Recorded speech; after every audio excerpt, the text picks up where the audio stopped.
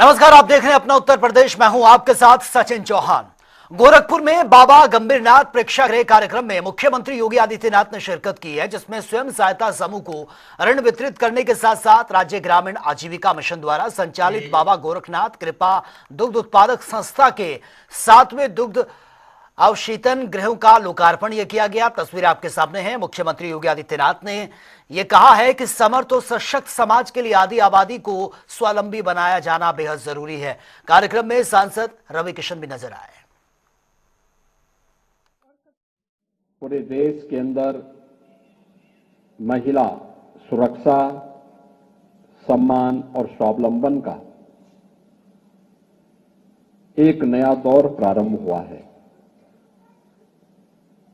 बेटी बचाओ बेटी पढ़ाओ का कार्यक्रम हो या फिर आज नारी वंदन अभिनंदन का कार्यक्रम, ये सभी महिला सशक्तिकरण के लिए पूरे देश के अंदर मोदी जी के नेतृत्व में चलाए जाने वाला अभियान है। पहली बार स्वतंत्र भारत में मातृशक्ति ने इस बात को अनुभव किया है कि योजनाएं उनके नाम पर भी आ सकती है और उनका लाभ सीधे उनको भी प्राप्त हो सकता है। चाहे वह स्वच्छ भारत मिशन के अंतर्गत हर घर में बनने वाला शौचालय हो, और स्वच्छता का तो प्रतीक है ही, नारी गरिमा का प्रतीक भी है। हर घर को मिलने वाला रसोई गैस का सिलेंडर हो, यह भी नारी सम्मान का भी और नारी सशक्तिकरण का भी उनके समर्थ बनाने का भी एक अभियान है। अभी परसों 27 दिसंबर को प्रधानमंत्री जी अकेले उत्तर प्रदेश में 40 लाख परिवारों को घरौनी वितरण करेंगे। स्वामित्व योजना, पीएम स्वामित्व योजना के अंतर्गत गांव में जहां पर जिसका मकान है उस मकान का जमीन का मालिकाना अधिकार उन्हें प्राप्त हो जाएगा। 60 लाख परिवारों को हम पहले ही दे चुके हैं। ऐसे ही अनेक कार्यक्रम आज चल रहे हैं जिनमें प्रदेश के अंदर हम मुख्यमंत्री कन्या सुमंगला योजना भी चला रहे हैं। प्रदेश के अंदर मातृवंदना योजना भी चल रही है। ऐसे अनेक कार्यक्रम हैं। अभी इस कार्यक्रम के पहले आने पर हम लोगों ने देखा कि यहां पे तमाम ऐसे कार्यक्रम चल रहे हैं जिसमें आज हम लोगों ने ई रिक्शा का वितरण भी किया है। यानी यहां पर तमाम महिलाओं को, गोरखपुर मंडल से आने जो अलग अलग जनपदों से जो महिलाएं आई हैं, उन लोगों को हम लोगों ने यहां पर आने के पहले उनके ई रिक्शा का शुभारंभ किया। अंतर्गत उनको पैसे मिले ताकि वो अपने जीविका शुरू करें, बिजनेस शुरू करें। जो भी उनको कार्य आता है अपने कार्य की क्षमता से, गाय भैंस पाले, दूध का उत्पादन करें, घर में कुछ आइटम बनाए, हैंडमेड आइटम बनाएं, जिसको और लेके सेल्फ खड़ी रहें। जो प्रधानमंत्री, देखिए 70 करोड़ महिला हैं इस देश में, आप उनको छोड़ के आगे नहीं बढ़ सकते हो, कोई भी नहीं बढ़ सकता। यही मोदी जी कहते हैं, यही योगी महाराज जी कहते हैं। और उसी को लेके आज एक बहुत शानदार कार्यक्रम हुआ जहां पर 250 करोड़ रुपए की एक अनुदान दिया गया ताकि वो सारा समूह अपने पैरों पर गोरखपुर में खड़ा हो जाए। तो ये मेरे लिए एक बहुत ही सुंदर दृश्य था और ये सोच की सरकार कितना महिलाओं के साथ खड़ी है, बेटियों के साथ खड़ी है कि हमारे देश की बेटियां मजबूत रहें, हमारी देश की बेटियां अपने पैरों पे खड़े रहें, उनके सपनों की हत्या नहीं होनी चाहिए। वो भी सपना देखती हैं, जब स्कूल जाती हैं, कॉलेज जाती हैं, वो भी सोचती हैं कि जैसा लड़का एक सोचता है वैसे एक लड़की भी सोचती है, उसको भी कुछ बनना है। शादी ब्याह के चल में उसके बाद में वो सारी सपने रुक जाते हैं। जहां पूरे देश में लगातार बाबा साहेब आंबेडकर को लेकर गृहमंत्री अमित शाह के बयान पर राजनीति गर्म है, तो वहीं समाजवादी पार्टी के कार्यकर्ताओं ने आज जिला अधिकारी आवास पर पहुंचकर जिला अधिकारी के माध्यम से राष्ट्रपति को ज्ञापन सौंपा है। ज्ञापन के माध्यम से मांग की है गृहमंत्री अमित शाह देश से माफी मांगे, अपने पद से इस्तीफा दें। वहीं समाजवादी पार्टी के कार्यकर्ताओं का कहना था कि जब तक माफी नहीं मांगेंगे उनका यह विरोध जारी रहेगा।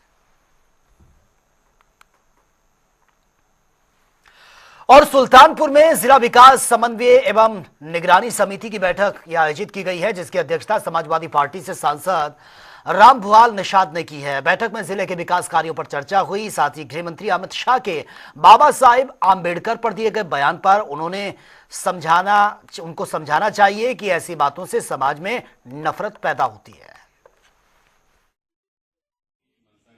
आज दिशा की बैठक थी, निगरानी समिति की बैठक थी और इस बार लोकसभा चुनाव के बाद ये पहली बैठक हुई जिसमें हर एजेंडे पर विस्तृत जो है चर्चा हुई और हमें यकीन है कि इस बैठक से हमारे माननीय सांसद जी भी थे और जो है उनके सुपरविजन में, उनके अध्यक्षता में बैठक हुई और हमें यकीन है कि हम हर एजेंडे पर विस्तृत चर्चा हुई और सारे अधिकारियों ने पूरा सहयोग किया और लगभग अधिकारी भी जिलाधिकारी, एसपी से और सीडीओ से लेकर के डीडीओ से लेकर के पीडी हमारे बीमार हैं, मगर सारे संबंधित अधिकारी जो है मौजूद थे और जिले का जो विकास है इसकी गति बहुत तेजी से जो है आज पूरे जिले को लेकर के, इस होली को तो प्राथमिकता था ही मगर हम लोगों का फोकस था कि पूरे जिले को चौमुखी विकास किया जाए। उसी के कड़ी में दिशा निर्देश सारे।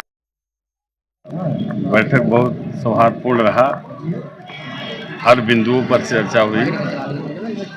जिले की स्थिति ठीक है, जैसा सरकार की मंशा है उस हिसाब से ठीक चल रहा है, कोई ज़्यादा शिकायत नहीं है। सांसद जी, बैठक इतनी लेट क्यों हुई? दिशा की बैठक है ये और 6 माह में रहता है, लेकिन लास्ट समय में क्यों? इसका डेट तो निर्धारित नहीं है कि नहीं इसी टाइम होना चाहिए कि हर जिले का हो गया, हमारा जिला पिछड़ा है, इसका कोई ठोस कारण नहीं है। जब समय उचित रहा वो उस समय हुआ और इसका कोई विशेष कारण नहीं है। सांसद जी, अमित शाह ने एक टिप्पणी की है बाबा साहब को लेकर, इसको लेकर समाजवादी पार्टी ने अपना प्रदर्शन किया। समाजवादी पार्टी ने पूरा देश इस बयान के विरोध में है। ऐसा उम्मीद तो इतने बड़े नेता से नहीं किया जा सकता कि बाबा साहब डॉक्टर भीमराव अम्बेडकर जी के खिलाफ बयानबाजी करें। उनको अपने आप में ही समझ होना चाहिए कि ये सब बात हम बोलें कि ना बोलें। और सहारनपुर में किसान मजदूर संगठन से जुड़े किसानों ने मांगों को लेकर नानौता से जिला मुख्यालय पर पदयात्रा निकाली है। आपको बता दें कि किसान गन्ना भाव भुगतान, कर्ज माफी, इन तमाम मांगों को लेकर पदयात्रा के रूप में ट्रैक्टर ट्रॉलियों पर सवार होकर कलेक्ट्रेट पहुंचे थे और कलेक्ट्रेट गेट पर पुलिस प्रशासन के रोकने के बावजूद ट्रैक्टर से गेट तोड़ते हुए अंदर जा घुसे। बारी बारी से लगातार 2 ट्रैक्टर घुसने के दौरान जो एडीएम थी डॉक्टर अर्चना द्विवेदी वो बाल बाल बची हैं। City magistrate, SP, city CO आदि तमाम अधिकारी वहां पर थे। बमुश्किल बचाव ये किया गया है और आपको बता दें कि उन्होंने बयान भी जारी किया, किसानों के सरवैये पर उनकी निंदा की है, साथ ही उनके विरुद्ध कार्रवाई करने की बात भी की है।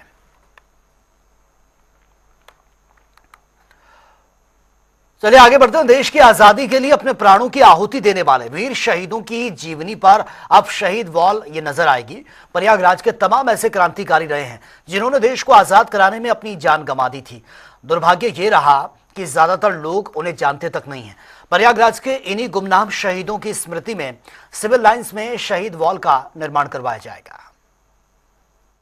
महाकुंभ 2025 को भव्य, दिव्य और सुरक्षित बनाने के लिए योगी सरकार हर संभव कोशिश कर रही है और साथ ही पूरे शहर में विकास कार्य कराए जा रहे हैं। तेजी से प्रयागराज में विकास कार्य हो रहा है और इस समय हम सिविल लाइंस के बस स्टैंड के समीप है, जहां पर करोड़ों की लागत से स्मार्ट सिटी के द्वारा ये शहीद वॉल का प्रोजेक्ट तैयार किया गया है। बता दें, इसके जो स्रोत एवं संकलन वीरेंद्र पाठक है जिन्होंने ये शहीद वॉल को तैयार किया था और जिस पर 30 से ज्यादा शहीदों के चित्र लगे हैं जो गुमनामी की जिंदगी जी रहे थे, जो प्रयागराज के शहीद थे, उनकी पहचान दिलाई, उनको सम्मान दिलाया और इस शहीद वाल पर जब सरकार की नजर पड़ी तो पर्यटन को बढ़ावा देने के लिए स्मार्ट सिटी के द्वारा इसकी तैयारी की गई है। यहाँ पर फाइन आर्ट के छात्र भी हैं अजय, उनसे भी हम बात करेंगे।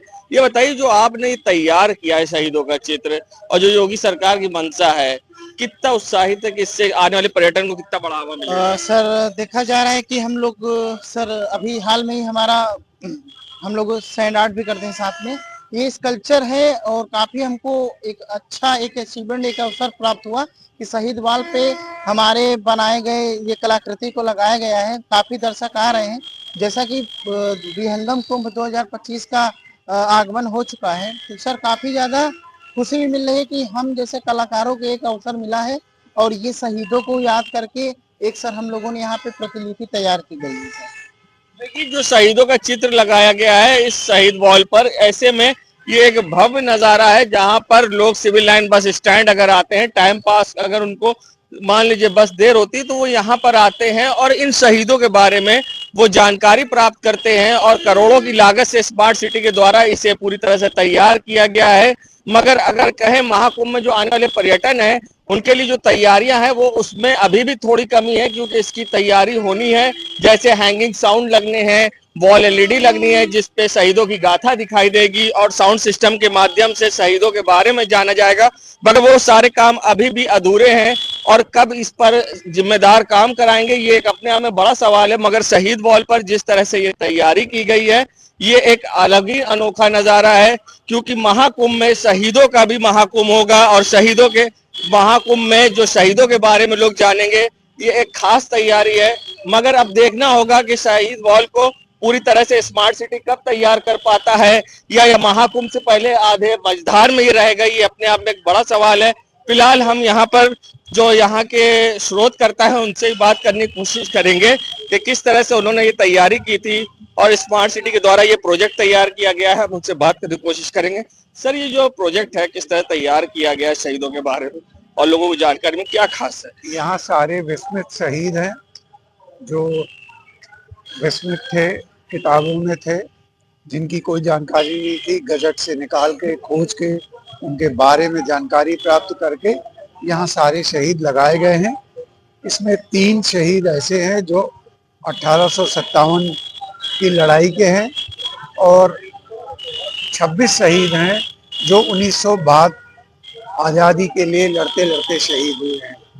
एक महिला क्रांतिकारी हैं दुर्गा भाभी, उनको भी यहाँ स्थान दिया गया है क्योंकि वो इसी अविभाजित प्रयागराज जिसे इलाहाबाद कहा जाता था उसकी है। साथ ही एक सेना के शहीद हैं और एक पुलिस के शहीद हैं। एक आखिरी सवाल सर, जिस तरह से यहाँ पर उम्मीदें थी, अभी बहुत से काम पेंडिंग है, तो क्या लगता है कुंभ से पहले ये हो पाएगा या फिर लटका रहेगा? हम आश्वस्त हैं, जिस तरीके से अधिकारी लोग मेहनत कर रहे हैं, जिस तरीके से आश्वस्त कर रहे हैं कि जल्दी से जल्दी काम पूर्ण होगा। कई छोटी छोटी कमियां हैं वो पूर्ण हो जाएगी, ऐसा मुझे ज्ञात है। भले ही अधिकारी आश्वासन दे रहे, मगर अगर बात की जाए तो महाकुंभ 13 जनवरी से शुरू होगा और यहाँ पर जो एलईडी वॉल लगने थे, जो हाईटेक साउंड सिस्टम लगने थे जिससे शहीदों के बारे में जानकारी मिल पाती, वो अभी नहीं हो पाया। फिलहाल अब देखना होगा कि कैसे इसकी तैयारी होती है और कब से ये शहीद वॉल भव्य और दिव्य तरीके से महाकुंभ में आने वाले जो श्रद्धालु उनको अपनी तरफ आकर्षित करती है। जनता टीवी के लिए सैयद मोहम्मद आमिर, प्रयागराज। गोंडा में मां की मुराद हुई पूरी। और आपको बता दें कि जो आरोपी था बलात्कार का, सौतेले पिता को गोंडा जिले की एक अदालत ने फांसी की सजा सुना दी है। दरअसल 6 महीने पहले एक बच्ची के साथ शर्मनाक हरकत हुई थी और उसके बाद उसकी हत्या कर दी गई। विशेष न्यायाधीश ने दोषी को फांसी की सजा सुनाई है, साथ ही 50,000 का अर्थदंड भी लगा दिया है। कोर्ट ने अर्थदंड की अदायगी 50% राशि मृतका की मां को देने का आदेश दे दिया है। वहीं पोस्टमार्टम में दरिंदगी के साथ दुष्कर्म और चट्टान पर पटक पटक कर बच्ची की यह हत्या की पुष्टि की गई थी।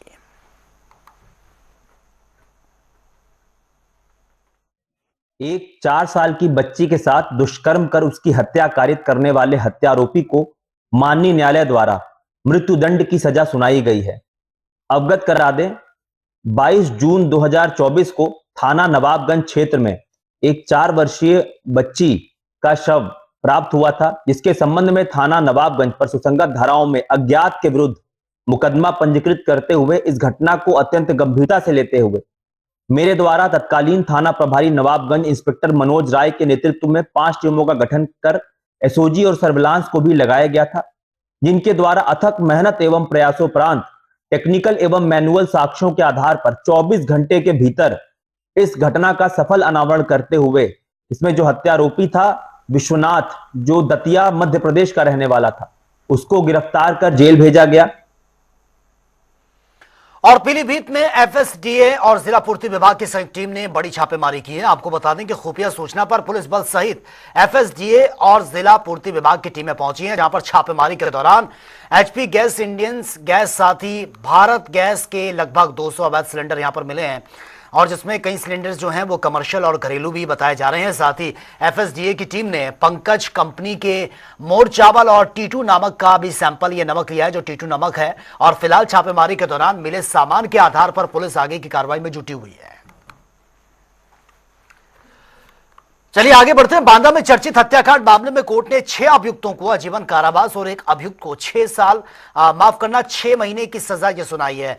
राजन अवस्थी जो कि मकान निर्माण कार्य और सीमेंट और सरिया लेने जा रहे थे, तभी गैस गोदाम के पास अभियुक्तों ने उनको गोली मार दी थी, जिसके बाद कानपुर ले जाते समय उन्होंने दम तोड़ दिया था।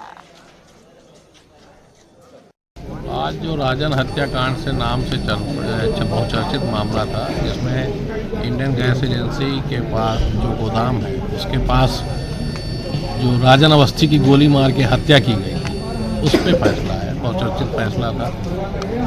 और 2012 में 22/6/2012 को इंडियन गैस एजेंसी पर राजन अवस्थी की हत्या की गई थी। प्रभाकर अवस्थी वादी था और 6 अभियुक्त इसमें हत्या के नामित थे, और दफा 30 का जिसकी बंदूक ले आए थे।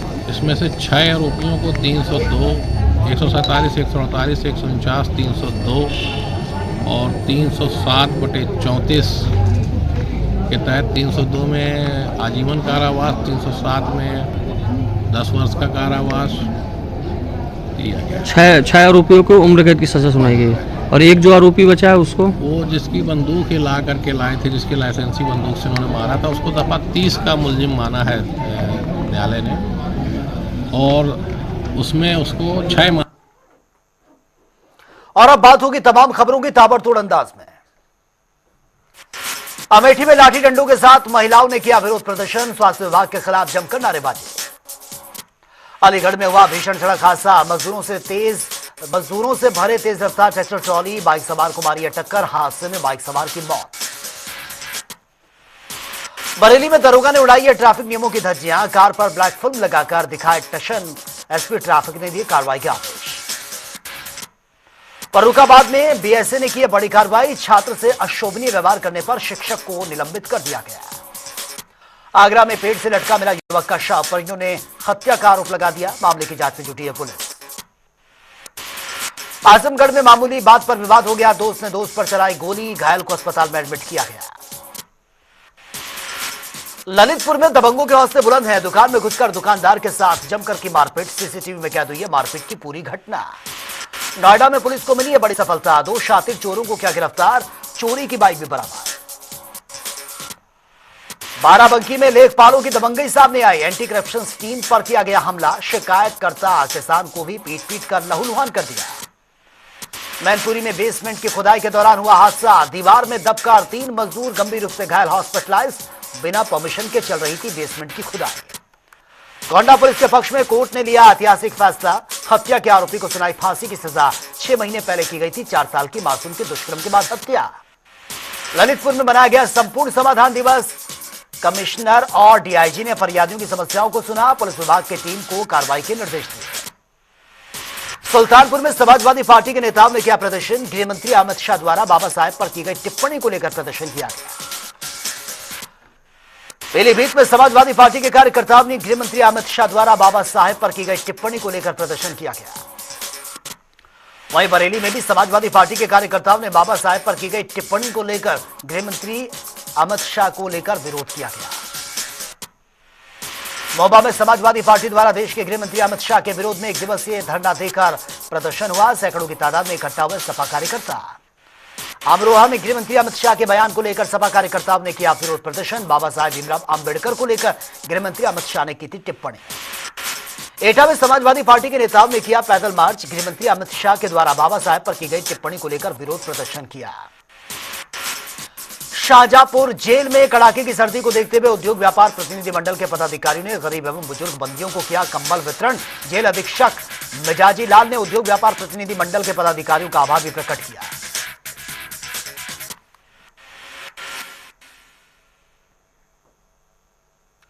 चलिए आगे बढ़ते हैं। मुजफ्फरनगर के पुरकाजी विधानसभा से विधायक और योगी कैबिनेट में मंत्री अनिल कुमार ने अपने विधानसभा पुरकाजी ब्लॉक के 43 गांव के गरीब परिवारों को ठंड से बचाव के लिए शासन के निर्देश पर कंबल वितरण यहां पर किया है। वहीं मंत्री अनिल कुमार ने कहा कि मुख्यमंत्री योगी आदित्यनाथ के निर्देश पर हर जरूरतमंद लोगों को कंबल वितरण यह किया गया है।